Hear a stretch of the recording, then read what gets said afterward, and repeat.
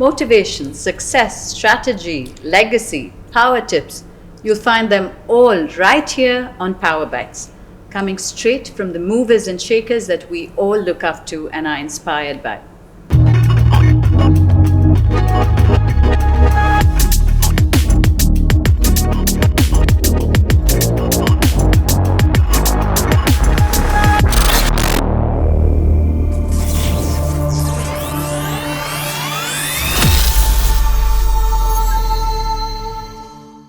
Here with us today is someone who actually really doesn't need any introduction. He's been the visionary launch force behind telcos around the world, and that is just one part of who he is and what he does. In my opinion, his most important title is that of all the people I've ever worked with, he is my favorite CEO. Osman Sultan, thank you so much for being with us and for bringing visionary power to Power Bytes.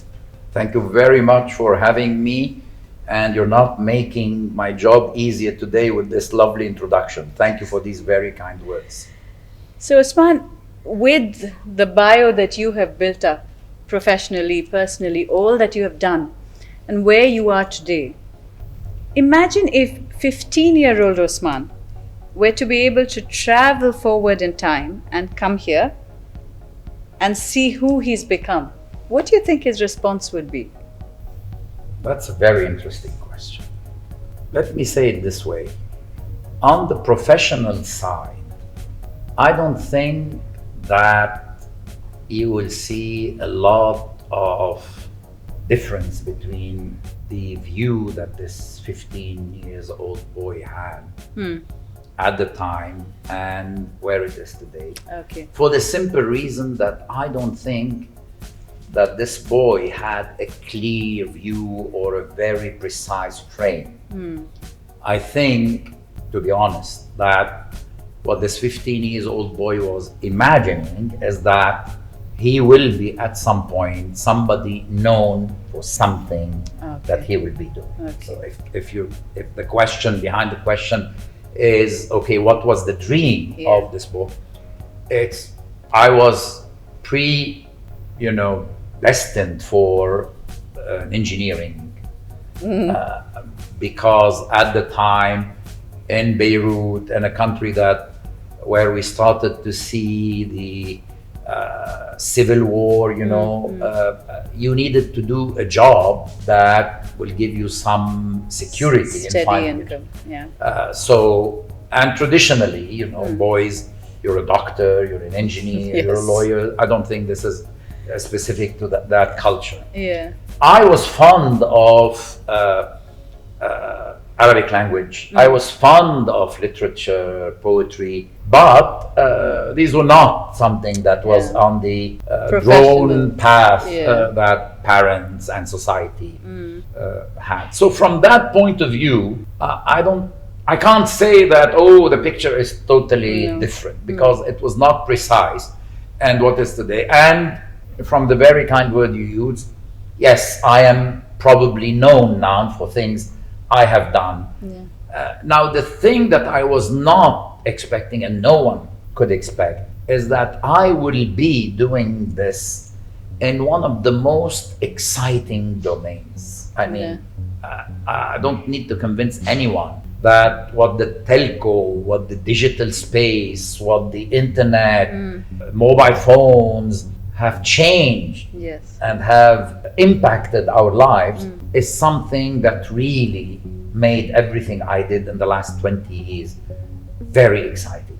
There is not one day where I was bored, where I was feeling, the domain I'm in. There was always this feeling, but there is so much more to do, to learn, to see. And that, from that point of view, no one could have imagined this, when I was 15. Now, on the personal level, no, the picture is totally different, because that boy was never imagining the journey will take him and have his life rooted in 4 cities. Beirut, Paris, Cairo, Dubai, where really these are each of them complementing, each of these cities complementing, as I mentioned, in my life, and that richness was not there. From a family point of view, I am blessed today to have 5 children from 3 mothers, because that corresponded to my journey. Yes. And you know, this is life. Yeah. And I'm blessed that my relation, the relation of the children among themselves, my relation with them, my relation with the mothers, I'm blessed to have today my wife that is now with me, and that was not at all what at 15 years old. Yeah. I mean, my parents lived until my mother passed away last year. They lived 60 years inseparables, and I was more coming from that cultural upbringing. Yeah. So for me to have this, but my life was totally different.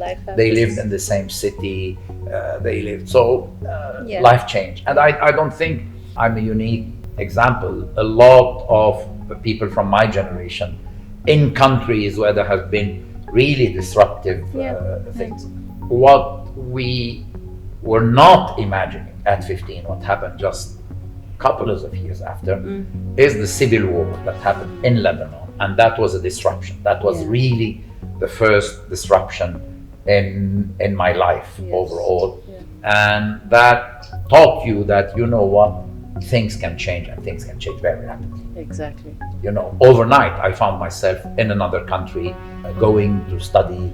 So these are things that have always an impact. After the fact, you think of and you consider. Yeah, that's very true. But I'm sure he would be extremely positive about his outlook on life, because he knows he's made it. Success means different things to different people. How do you define success? And what would you consider your greatest success so far? Now, being formatted as a CEO in the last 24 years, 2 in the States, 8 in Egypt, 14 in Dubai with 2. Yeah. But let me say my success has to be measured by the standard criteria. Did I create value to my shareholders? Yes, I did. And I was blessed. Yeah. And that recognition is important. Okay. But I think that for me, the recognition I am having in the eyes of people I worked with, that come, I mean, sometimes I'm stopped and some people just tell me, you know, you changed my life. That is one of the most touching recognition that I feel. They tell me working with you has really meant something. When I see in the eyes of others, or when I see the recognition of people that work with me, that, you know, meaning of success, then I consider probably more that I've achieved. The other thing is, are you passing knowledge? 22 persons that worked for me became CEOs of operations.